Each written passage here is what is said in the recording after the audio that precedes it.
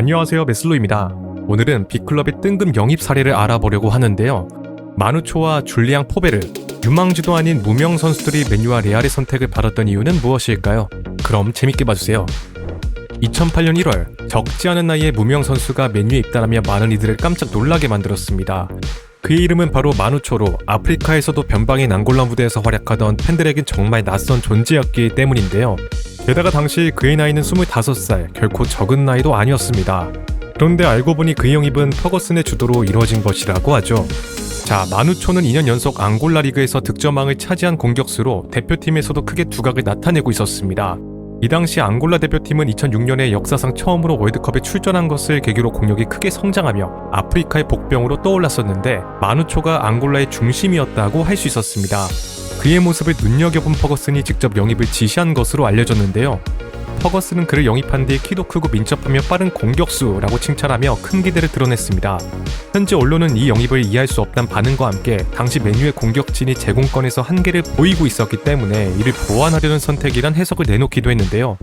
입단이 확정된 마누초는 퍼거슨의 기대에 보란듯이 이후 참가한 네이션스컵 대회에서 앙골라의 약진을 이끌었고 대회 베스트 11에도 선정되었습니다.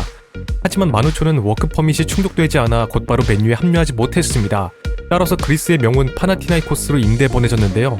이 팀은 맨유의 케이로스 수석 코치와 친분이 있던 감독이 이끌고 있었습니다.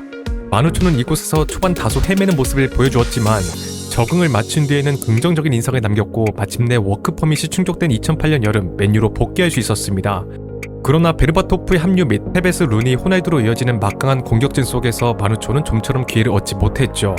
더욱이 이 당시 퍼거슨은 기술 축구로 팀의 중흥기를 이어가겠다는 야심을 드러내고 있었기 때문에 다소 투박한 스타일의 마누초가 설 자리는 더욱 좁아졌습니다. 설상가상으로 마누초는 높은 레벨의 맨유에서 적응하는 데 어려움을 겪고 있었는데요. 이로 인해 대부분의 시간을 리저브팀에서 보내야 했으며 11월이 되어서야 교체로 겨우 리그 데뷔전을 치를 수 있었습니다. 이렇듯 상황이 나아지지 않자 마누초는 겨울 이적 시장을 통해 잔여 시즌 동안 잔류 경쟁을 펼치던 헐시티로 임대를 떠나게 되죠. 그리고 시즌이 끝난 뒤 맨유로 복귀했지만 마이클 오웬과 신예 마메디오프의 영입, 신성 마케다의 등장까지 겹치면서 마누초의 입지는 더욱 좁아지고 말았습니다.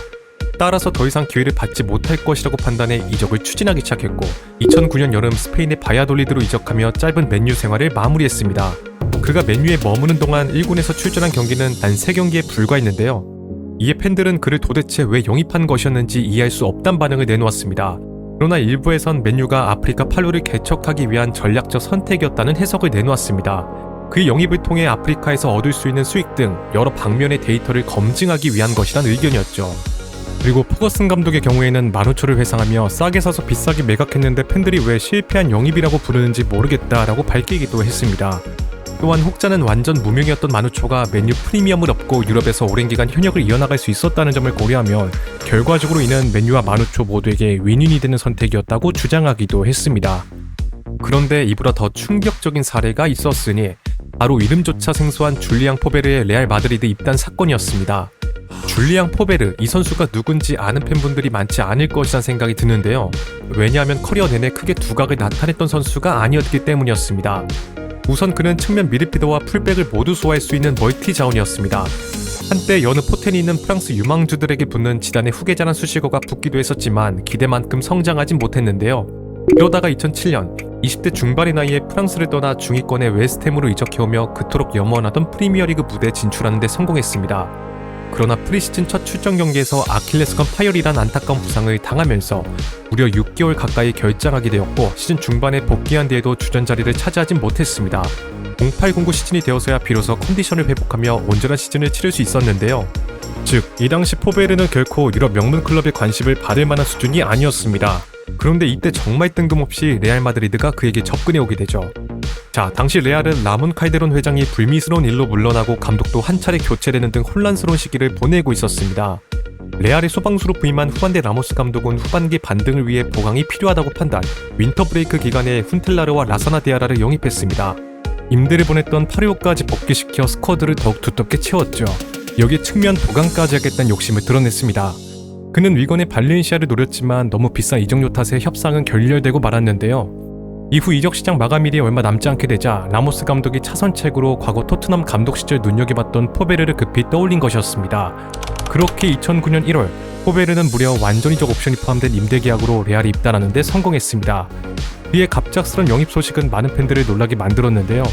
그의 존재를 모르는 팬들도 많았던 만큼 입단식엔 불과 50명 정도만이 참석했고 기자의 질문도 단 5개에 그쳤습니다. 레알의 전설이자 명예회장인 디스테파노조차 당혹감을 감추지 못할 정도였죠.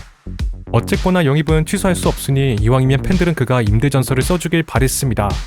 그런데 포베르는 이곳에서 자기관리 미흡 등 태도 문제를 불러일으켰는데요. 훈련일을 휴식일로 착각해 훈련을 빠지곤 했고 경기장에서는 팀이 지고 있는 상황임에도 벤치에서 졸기도 했습니다.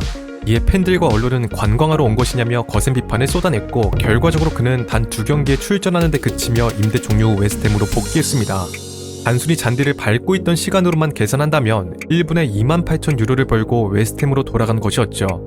훗날 세르히오 라모스는 한 인터뷰에서 가장 이상했던 동료로 포베르를 선정하기도 했는데 그는 레알에서 언어를 배우려는 노력도 하지 않았고 동료 누구와도 친하게 지내지 않았다고 합니다.